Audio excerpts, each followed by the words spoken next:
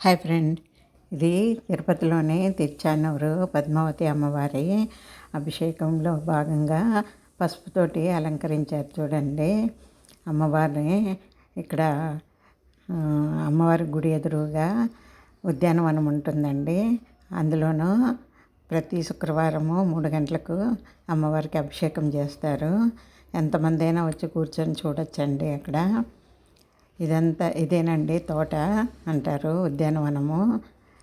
ఇక్కడ జనాలందరూ ముందే హాజరవుతారండి. అభిషేకము ప్రతి శుక్రవారం ఉంటుంది కాబట్టి అందరూ వచ్చి కూర్చుంటారు అక్కడ.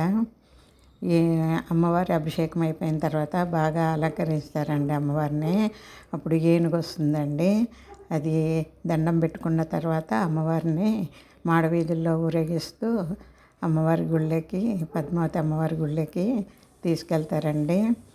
అందులోనూ చూడండి ఏనుగు వెళ్ళిపోతుంది, వెనకే అమ్మవారు ఉన్నారు.